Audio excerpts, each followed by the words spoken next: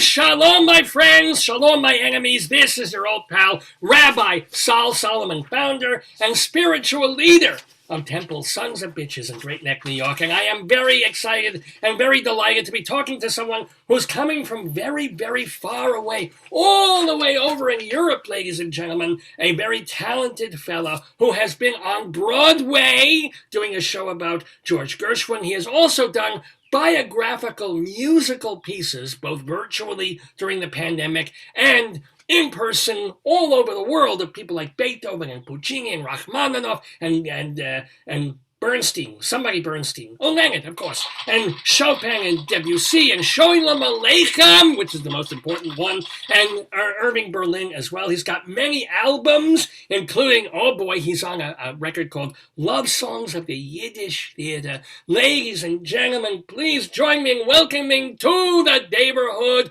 Hershey Felder. Shalom, Hershey, how you doing? Nice to see you. How are you?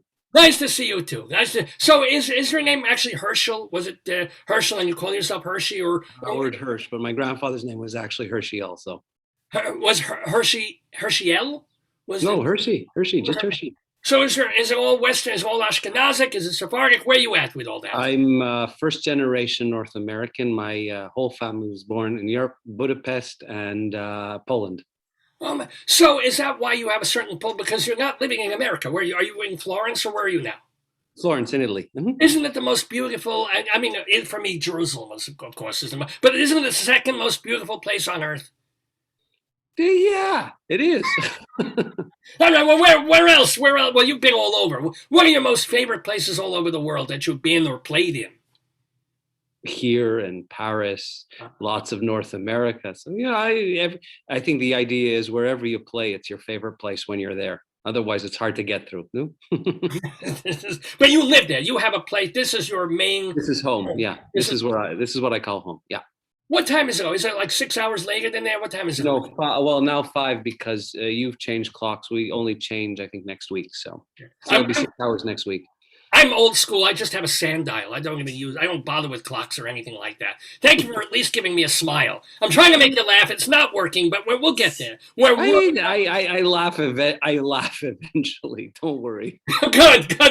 You laugh inside where the pain is. I'm a quiet laugher.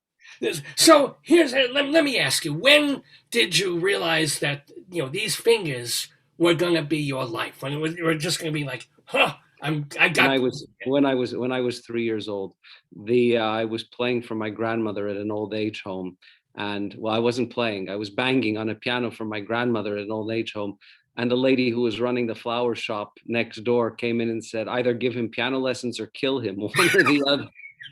You made me laugh. This is good, and I'll bet that's true. That I'm very good at. Yes, that they pay me for that. Yeah. So was there a point though when you had to make sort of a decision, like the Juilliard decision? Like, am I going to be Emmanuel Axe or Emmanuel Hatchet and go in that direction, or maybe more the Broadway jazzy, more an actory kind of thing? It was always at the beginning, it had to be classical music, because if I didn't have that, I couldn't have the other as an option. Acting and comedy and all that kind of stuff, you can do that as you get older, but if you don't train these first, you don't have the option to do it later. So I went the classical music route first to make sure that was in order, and then after that, I did Yiddish theater, I did things as a kid, but I really focused on serious music for 10 years of my life before I ventured into theater stuff. But was there a moment when you thought, I want to get on Deutsche Grammophon label, or so, like be a serious? I always thought that I was serious, but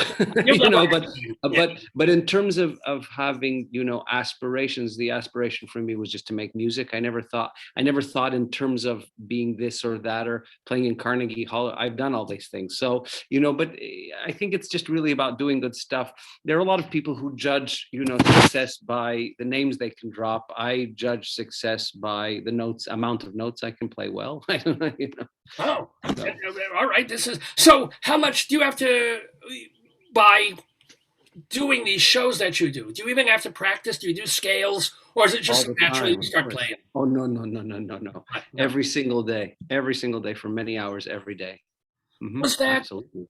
When you were a kid, did you mind that? Did you like it? Or were you just like, kill me, I want to be playing baseball, I want to be playing softball, I want to... I never wanted to be playing baseball, but I did want to be eating cheesecake. And so at the Not very with beginning, meat! I hated the first couple of years. I hated to play the piano because I wasn't advanced enough to do the things I wanted to do. I was advancing, but I wasn't advanced enough. So as I got better, it became more enjoyable. But the first couple of years were real torture. That's for sure. What was when you had piano teachers, what was like the one piece of music back when you were 6, 7, 8, 9 years old that you felt like, oh, I've come to a new level. I've been playing these things, and this one I can do really. I got something here. G flat study, butterfly study of Chopin. It was so difficult to read and to decipher those notes as a 7 or 8 year old. So I was really young. I would spend an hour on every bar, but I did it an hour. I would spend a week on every bar and still not get very far. But I was so determined to get it. I was so mesmerized by the sound that I thought, if I get this, it'll be something. It took me a long time, but I eventually got it. Now you delved into obviously classical music, plunged into all these composers. But as a kid, you're in your early 50s, right? You're something. Shame on you. What? Oh, sorry, I couldn't. I don't care. Saying late 60s. No, I'm fine. I'm 52. Sure, I don't mind. You're younger than I am, so you're a child. You're a chicken to me, a spring little hen to me. But here's the thing, though. You grew up in the post rock and roll era. Did you pay any attention outside of your studying and your rehearsing and scaling? Were you listening to the radio, to the Beatles, to the Stones, to the Ramones, or no? Only when my father took me to school in the morning and the radio was on. I didn't know. I mean, I grew up in the disco era, so which the only thing I would know would be in Miami when we went on how do you call it, Hanukkah vacation, Christmas vacation, whatever, to Miami, and the disco was upstairs at the Saxony Hotel. My God, I gotta tell you, I'm sorry, but in this particular program, you know how we blot out the name of Haman on Purim, like we do the word disco. We have to. Kind of like that. So that was my big exposure, was those 2 weeks during the winter at the Saxony Hotel on Collins Avenue in Miami, no less. All right. Well, Miami, this is where we go. But here's a question: as you've gotten older, have you come to appreciate popular rock, other kinds of hip hop music, or you're just like, no? Absolutely. No, I mean, good music is good music. Good music is good music, and good music doesn't have to be classical or snobby or distant or difficult to understand. Good music has to be something that entertains and is well crafted. And it can come in all forms, and it can come in hip hop, it can come in rap, it can come in all forms. As long as it does something with a brain and a little bit of heart, then it's good. I'm still trying to do things with brain and a little bit of heart. I'm failing most of the time, but I know what you mean. Yeah, rough so, going. Tell us some, because you have done. I must be close to a dozen composers at this point. You created. No, I've done a lot. I've created a lot of shows, but in terms of composers, I think it's nine of them at this point. Okay, well, all right. So, has it become like you're expected to do more now? It's like, okay, next year, who haven't I done yet? Oh, Harrison Birtwistle. Let's do a show about him, or Elgar. Or you have to be inspired to do it. This, for the longest time, I kept on saying I was giving up because I had done enough. And then the audience identified with and said, what are you doing next season? What are you doing next season? And theaters would say, what are you doing next season? And so it became a thing. And, for the longest time, people would say, oh, you keep on promising and then you don't. I say, yeah, because people want it. So, but you got to work. It's what we do. We have to work. And so if you don't, it's better than a stick in an eye, and you don't look a gift horse in the mouth. And, Why are you Jewish? You are so Jewish. So? Getting a stick in the I love this. So I love the peanut gallery laughing in the background along with you, but they're probably laughing at somebody else, like somebody really funny, right? No. This is my dear darling wife, Miriam Libby, with Hi, Miriam. 21 and a half beautiful, well, they're not all beautiful, but 21 and a half children. And so God bless. You and Bach. Oh, what about Bach? He only had 21, so you have a half more. I do. We're working on it. We're trying to shape the head as it grows. But let me ask you. Speaking of Bach, are you going to do CPA, CPE, or JS, or any of the Bach? If I would do anybody, it would be JS. And I've actually been thinking about it because, God, I love that stuff. The interesting thing is what's the dramatic, because the music is so intense. I have to find the angle. I'm looking because I'm planning him for next season. Tough angle. But I think if I concentrate on something specific, I can tell a specific story rather than do the whole story of his life. So I've got some work to do, but I'd like to do him next year, I think. And the great thing about him, all pictures indicate he was fat. I don't have to be on a diet. You are not fat, my friend. You are certainly Not at the moment, but I'm on a diet. So, I mean, this is my point. If I do Bach, it was either Bach or Rossini. Rossini is buried in Santa Croce here, And I thought if I do Rossini, I can really eat all the pasta I want. It will be free for all. But in terms of Bach, he was, plump in the face. And I think I could eat lots of Wiener Schnitzel and whatever else he ate in Salzburg, all those how do you call it, the Mozartaler who came later, those nipples of Venus from the Mozart chocolate things, the Mozartaler, right. It's like 4,000 calories and something this big. So I'm sure one could enjoy that. I think they serve those in Salzburg or wherever it is. Anyway, so no, actually, or I was thinking of doing one about the guy who wrote Messiah, but it was too hard to handle.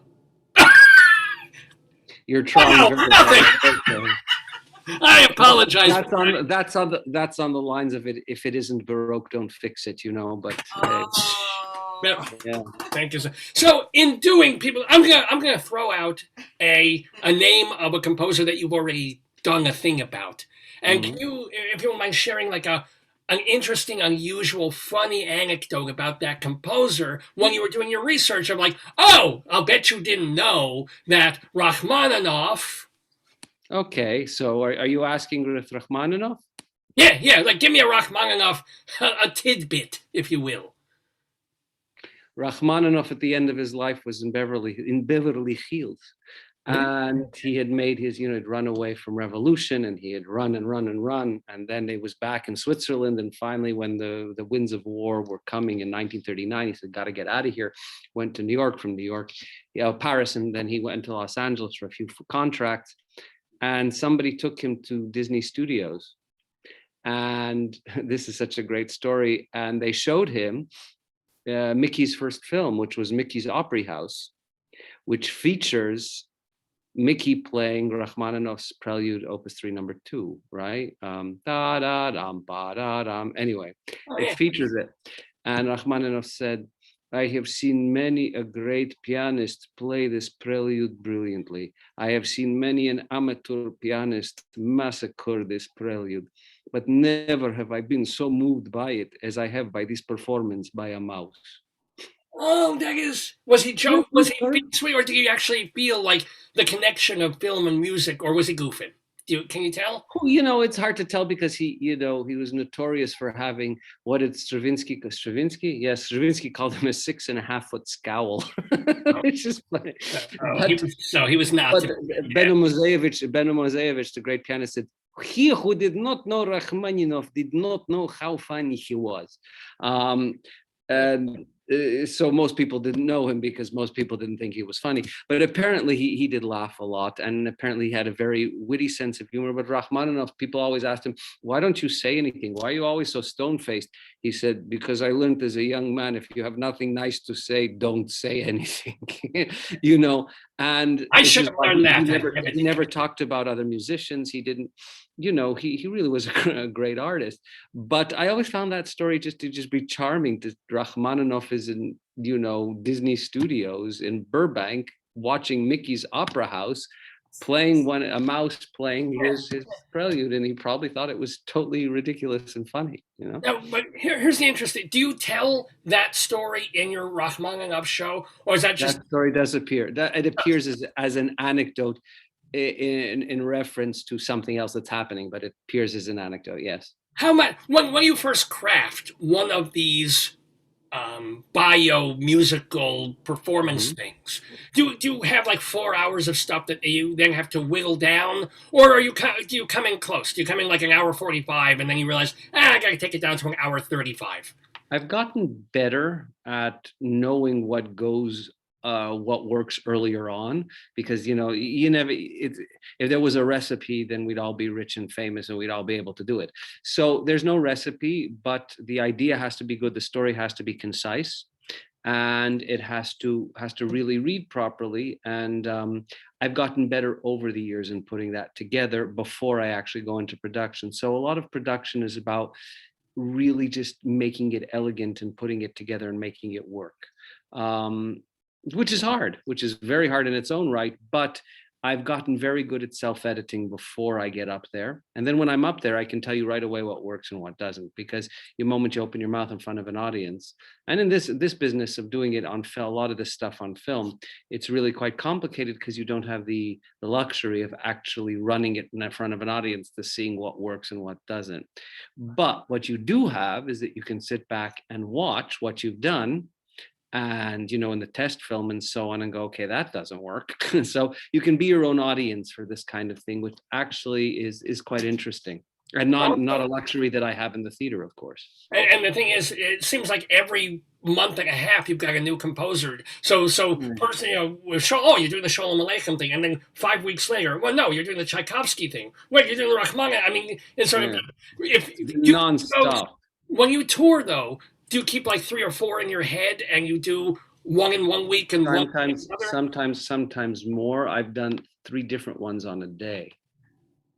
How do you how do you do that? You train your whole life for it. I mean, this is something I've spent almost 30 years doing regularly. I'm one of those who, fortunately, has been really lucky to be able to work nonstop. And so, going from theater to theater, it's exhausting. An interesting thing, for the first time in my adult life in almost 30 years, since I returned home to Florence when things shut down last year in February, I've not been sick once. Shut! Toy! I No, know, but you should know knock better on than wood. to say that. But yeah, but I'm touching wood. Don't worry. Don't be so concerned. But the notion that well, first of all, of course, you mask and we take care and we're careful. But I'm always exposed. I'm always tired. I'm always overexhausted. And every 2 months, I found myself on some form of penicillin or prednisone just to get through performances, because it's so taxing and so exhausting. And this is the first time in my adult life, since in my 20s, that I am not visiting a doctor every couple months to figure out how I'm going to get through the next set of performances. And I have never done drugs. So I don't have those kind of problems, but the exhaustion and the being with people and the exposure every night to different people, and it takes its toll. So the notion, touch wood, watch, that Yeah, that no. I mean, when I that started I've my been able synagogue, I was injecting schmaltz directly into my veins just to get I through know, it. but have you ever been to Sammy's Romanian in New York? Of course, I've been to Sammy's Romanian All right. tenderloin. So Sammy's Romanian. So the first time I go, I mean, I grew up in a real, how do you call it? Hungarian Polish survivor household. I mean, we're all from a family of survivors. So all I can tell you is schmaltz is not a stranger to me. And yet I go to Sammy's Romanian. And for the first time, I mean, this is 30 some odd years ago. And of course, it's schmutzig, as you can imagine, because it is. And, with the white tablecloths and And the seltzer bottle right on the table. and the waitresses with the schmutzig, And then, of course, with the little pancake pourer, that thing that we used to have, that the sauce, whatever thing. And I said, oh, this is like a U-bet. How do you call it? You take this and you pour this in your thing, and then you put the seltzer in it, and it makes your little cream thing. I had no idea that I was pouring schmaltz into my glass, because that's how they were doing it. It was the schmaltz for the chopped liver. And I mean, the real schmaltz, in the very evilest of ways. And so I put this, I said, oh, and I'm going, of course, with Goyish friends who I'm introducing to Sammy's Romanian, to whom I've never been before. And I poured the schmaltz in the thing, and I said, now what you do is you take the seltzer and you mix it up and you drink. And I almost died. Oh, that's my well, I mean, these stories they go, but the truth is that I grew up in that kind of household, so it's very much familiar to me. it's interesting that you use U-Bet and not Hershey syrup. I mean, that would make it is. I get I understand it, but We don't abuse the branding. We don't. Now, you mentioned before putting it together, so it makes me think it would make sense at some point, maybe not while he's alive, but not. Do you have any designs on other theater composers? Because you did Berlin, right, and you did Gershwin. Would there be a Sondheim? And Oh, Bernstein. I'm Bernstein. So do we see maybe a Sondheim? Frank Lesser would be a good candidate for something. The interesting thing is that what I'm discovering is there's so many outlets and so many wonderful performers doing this kind of thing, whether it's reviews or investigating stories about these composers who are still very present and still very much so performed, where I really feel my heart is closest to is putting the classical stuff in context. One, because my style is very much so that kind of style. And secondly, because the audience is actually interested in learning. The further we get away from the original. I mean, when I was born, Chopin was dead only, he died in 49. So when I was born, Chopin was only dead, 120 years, 118 years. Now he's been dead 168 years. So, between the time I was born and now, there's 50 years of people. It just keeps on getting further away from the origins. And I think there's something that people love learning about, the origins of where this familiar stuff comes from, but that they don't know so much about.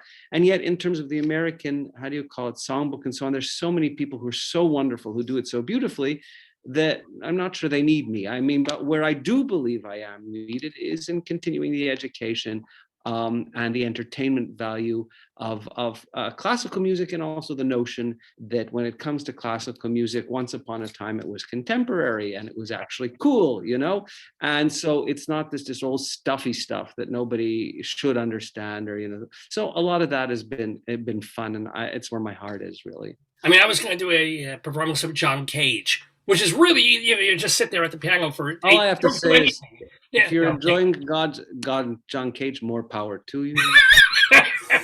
Well, tell us, you mentioned Chopin. Do you have an anecdote of funny, whether it's in your show or not, of Chopin? I have lots of anecdotes of Chopin, trying to think of something that would be funny of Chopin. Chopin was actually quite an amusing character. He was, for all his, today we perform him as if we're going to church or something. People sit in the audience and it's so holy. In his day, it was all about the salon and about entertaining and about having fun. And one of the funniest things he was a mimic. And his big thing that people were not only his piano playing, but they loved to see him get up and do mimicry. And he had this very strange penchant for doing, what do you call them? Finger puppets. So he would light a candle, hold up a sheet, and tell musical stories doing finger puppets behind the sheet with the candle. And this would go of entertainment. That, and there also used to be farting contests at their soiree. Would Chopin will he win? Georges Sand and Liszt apparently took the honors, but Chopin was a little too delicate. But apparently this is what they did. Well, I was just reading today about the fartiste. You know about him, right? Yes, Le Pegamin, of course. Yes, yeah, and who would fart the Marseillaise? I just thought it's just too funny, It's beautiful. Would you ever do a show about them? No, I don't think you would. I'm not gifted enough. Because you have to do the candle thing. That's the big. Candle thing I could do. The other, not so much. I'm not that gifted. Well, you are. If you go to Sammy's Romanian Tenderloin and you wait 2 hours, you can do the candle thing. Believe me. I think that thing starts its work immediately. That's right. 45 minutes. It's already happening. We're talking with. We have a question from the gallery. Hold on for Hershey Feldener. Well, here the question is, because we were able to watch the Shalom Aleichem piece that we enjoyed. I mean, how were you able, since you had musicians there and you had all these actors, to get this done during a pandemic? There weren't all, obviously in the film they're not masked. I mean, how did you have the protocols in place, but also be able to have people in a scene together? by having the protocols in place, and that's the most important thing. The other thing is important to remember is that this stuff is done in bubble situations where, first of all, we had to have a doctor, so we had a doctor doing regular testing. And so that's the most important thing. You come on set, you get tested. Then there are people who were tested and were as part of the bubble and know. The other thing is this was taking place at a time where in Tuscany cases were very, very, very low. I think they were talking about 80 cases in all of Tuscany. Now it's flared up, which is the scary thing about the United States, is that, people get vaccinated, but only the older people getting vaccinated. So the younger people are running about. It's all the scary stuff that, people think you can let up. It's really a several year process. It's not something that turns around, and as awful as it is, I think it's true. But anyway, getting back to your question, it's all about how you take care and the protocol and who sees whom, and that this is not a free-for-all, and you can't just go out and visit your friends when you're working on something like this. It just doesn't work that way. On set, anybody who's in technical is all masked the whole day. There's no unmasking the whole day, and anybody who's performing and so on and so forth is been tested and safe and good to go. So like the minute the camera goes off, the mask goes back on. And generally not for the actors, because again, it's in groups, it's in bubbles. It's like with the people you live with, but those protocols have to be put in place. The idea of throwing on masks and throwing off masks and then going to see whoever you want when you're done with your day of work is the problem. The problem is not whether you're masked all day long with people who are safe. The problem is what you do when you're outside of the work environment. And that's the thing that has to be managed in America. It's a very hard thing to manage because people have their liberties and so on. My wife says the same things about my wearing a condom. She forces me to do it. Just everywhere in the supermarket, I've got to wear. I think she's overcautious. Let me wait. I got a question from the gallery. Hold it. What? Yeah. Well, yes, the question in the Shalom Aleichem one, but I'm assuming, well, let's do the Shalom Aleichem one. All the band were playing their own instruments, right? They were literally... And they were playing their own instruments and live. None of it was pre-recorded. It's what you're seeing is what you're hearing. Wow. It's actually, so anything that was recorded, anything that you saw, any scene played outside, anything was actually played there on location, done exactly as you saw it. How did you do the mics thing? How did you balance the sound of all these? There are mics. Everything was done by transformers. So a violinist would have a mic in his violin, and a tiny little mic that's here with a string going down the violin into his pocket.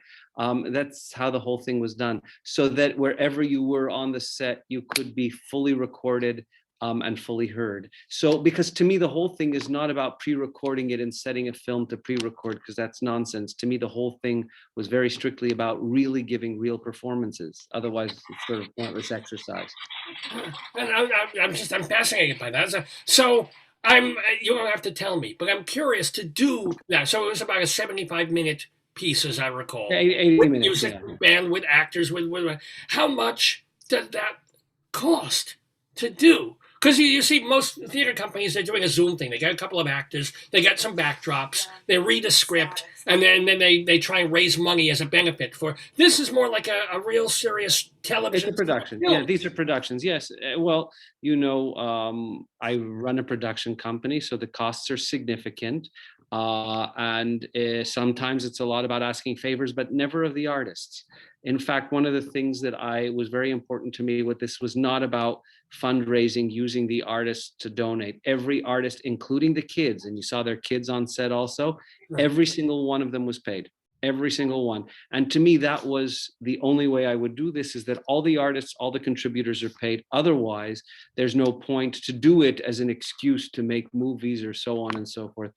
It's part of the process, part of why I put all these protocols in place, which is whereby, I could keep people working, which was the important thing. And to find out a way to keep people working, it's costly. Are you a non-profit or are you a profit organization? No. Well, it doesn't operate as a profit business because, as you might have read, most of the fund, almost 80%, I give away. So we've given away over $2 million in funds to artists in need. If you look at the end of each movie, you'll see who's a beneficiary to each one of these productions. Usually it's between 30 and 40 different theaters, organizations, and so on. We don't list any of the private artists that receive because you don't do that. It's not nice. And various people know that if there's emergencies, they can come to us for things, for help, and so on and so forth. So that's how I've been running it. So it's not a profit business, but it's not under a not-for-profit banner. It's a profit business, the way I constructed my office. But right now, it's really about just trying to be as helpful as possible while giving people work. That's the concept. So can you loan me $50? I could use it. I'm just kidding. If it's necessary, yeah, we can. See, this is Jews helping Jews. I like this. This. No. We're talking, I should mention again, with HERSHEY FELDER. And by the way, if people, so the latest thing coming up, is that the Tchaikovsky that people are going to be seeing on the Rachmaninoff? No, Tchaikovsky, this season was, let's see how it started. The first one was Berlin, then Beethoven, then Gershwin. After that, we did Debussy, Tchaikovsky. After Tchaikovsky's before Fiddler, then we just did Puccini, which we just aired last week. And in May, we air Rachmaninoff.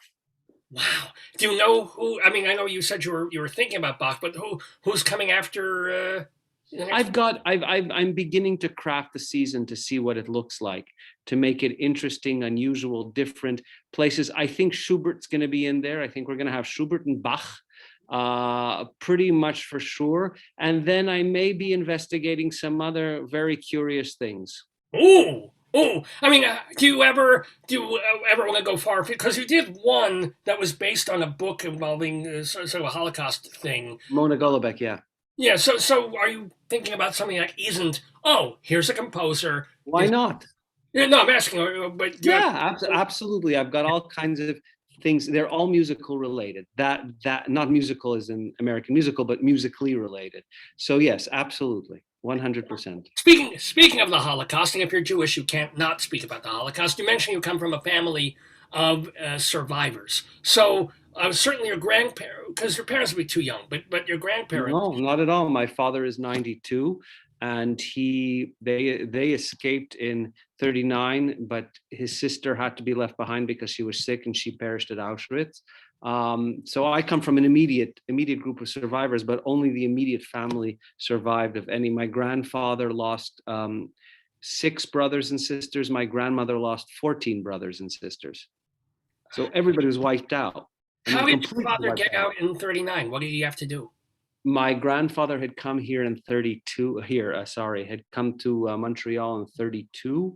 And he opened a business there, and for 7 years made enough money. Just after my father was born, my father was the baby, made enough money to bring the family over, petitioned to have the family come over in 39, but my father's sister won above him. So there were 4 of them.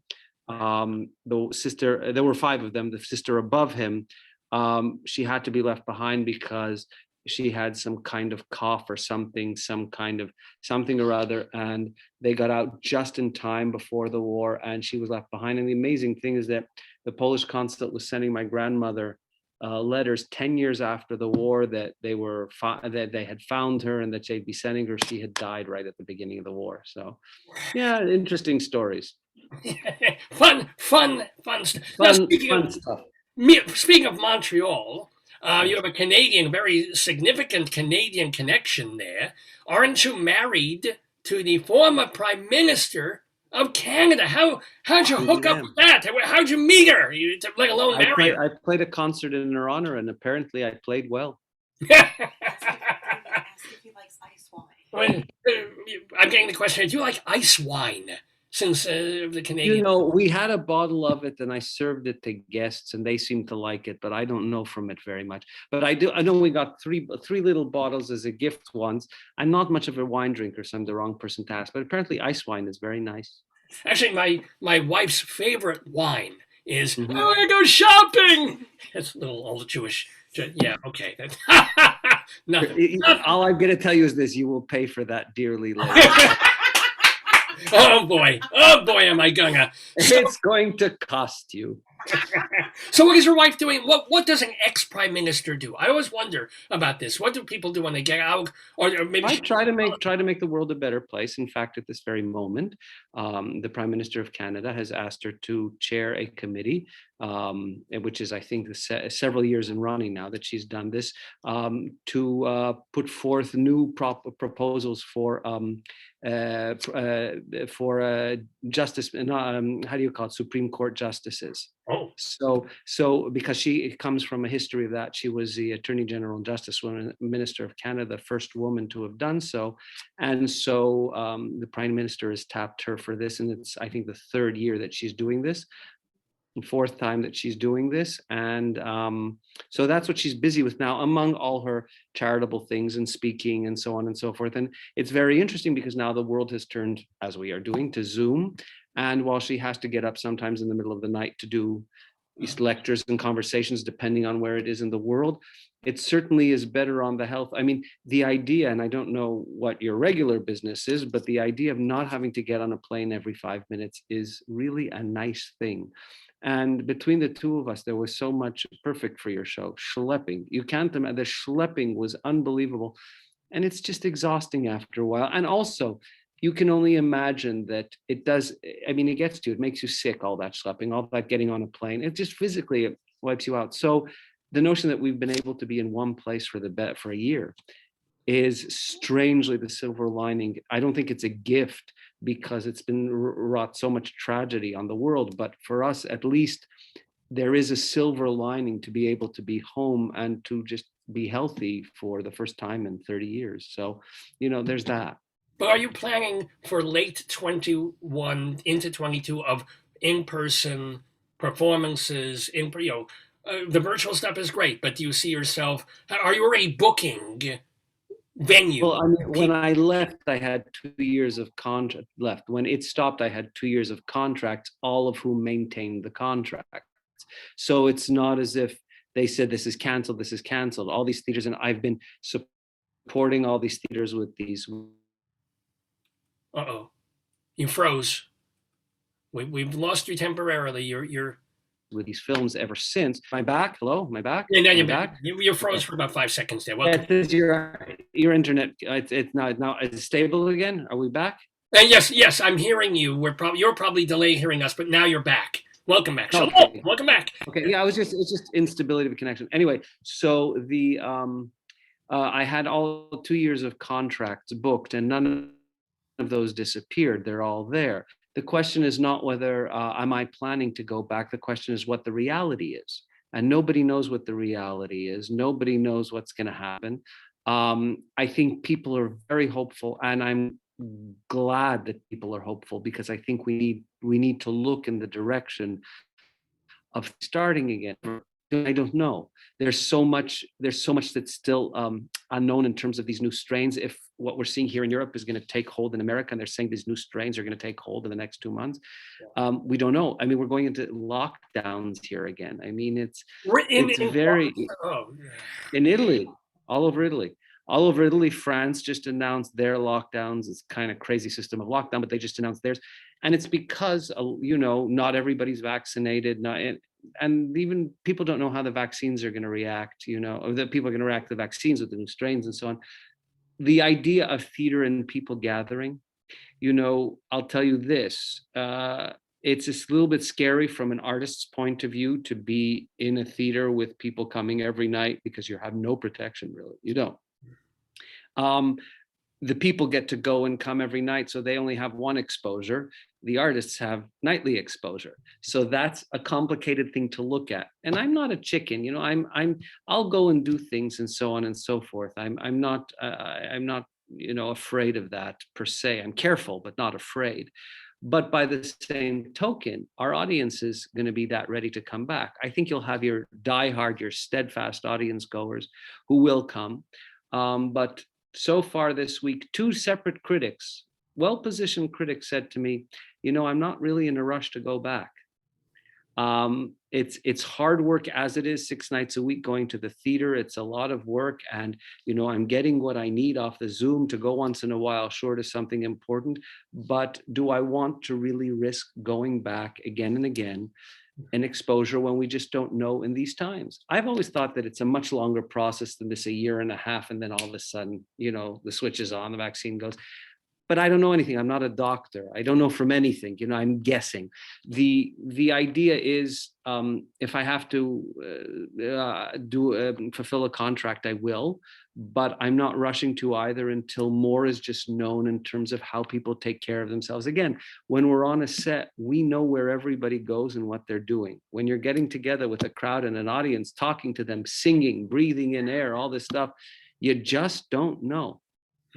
And so there's a lot that we're going to have to confront here. And there's the bigger question, besides the audience who is not a little bit leery about going back.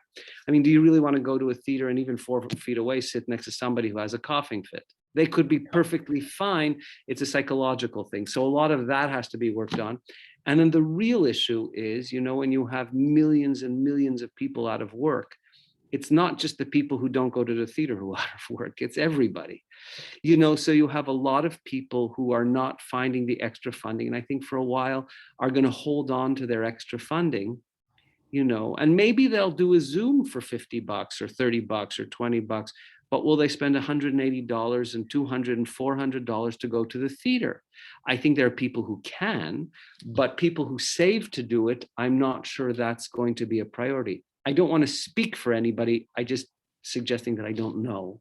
And so we have to see how all this plays out before we kind of know how it's all going to sort of take part. It's hard to know. I mean, I don't know. I agree completely. I'm one of those people. I'm thinking, I have one shot. I'm waiting for the second. I get the second.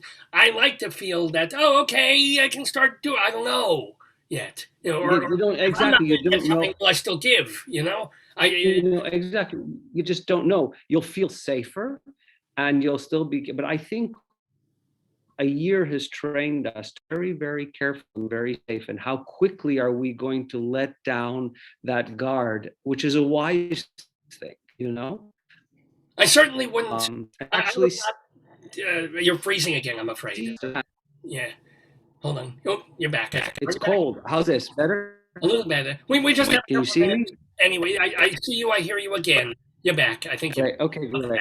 So while we still have a minute or two with Hershey Felder, and let's remind people, HERSHEYFELDER.net is the place that you can find all things Felder. Hershey, H-E-R, like the candy, HERSHEY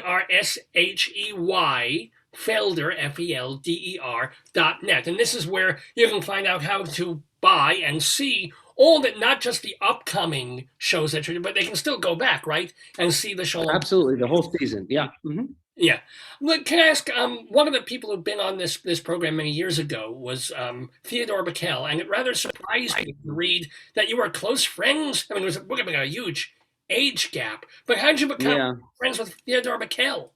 I met Theo in Los Angeles. We were at a party together, and we very quickly became friends because we very much spiritual brothers, and we became very close for the years. I mean, he's gone now 4 or 5 years, but he was a regular at our house. I was a regular with him. We had a lot of fun together. So tell us, to leave this wonderful conversation, do you have a cute Theo Backel story? One of the things we became famous for all over Los Angeles in various parts was I would sit and accompany little bits and pieces of fiddler that he would do. And then all of a sudden he would turn to me and say, "Do you love me?" And I would answer, "Do I what?" And the two of us would play Tevye and Golda, and the audience would eat it up. And we did this everywhere. We played Tevye and Golda everywhere. So I was his most prominent Golda. What a perfect, lovely, charming story. For a perfectly charming, lovely man that we have been talking to. He is Hershey Felder. Please go to his website, find out all the different things that he's been doing, all what do you even call virtual biographical musical performance? They're really just movies about characters that we know from history, whether it's Shalom Aleichem, Chopin, Beethoven, this kind of thing. But they're really kind of movies, so they're fun. Well, I bid you a Shalom Aleichem, Hershey Felder, wishing you certainly, obviously, continued good health to you and your wife, and much more music, many more shows. I'm curious of who you're going to do. And hey, think about that Elgar You never know. Yeah. Yeah, For a guy like you, maybe. Well, same to you. Be safe, and your peanut gallery as well. That you should stay safe. And to the peanut gallery, don't punish him too much for the content for the comment before. Punish him a little, but not too much. just a Bissell with the. Oh, she's got the sound effect of the gun going off. Very nice. Thank you, Hershey Felder. Mazel to you. Health to you. Thank Thank you you. for being with us. It's been A a delight. pleasure to see you. Stay safe. You too. Bye. Shalom.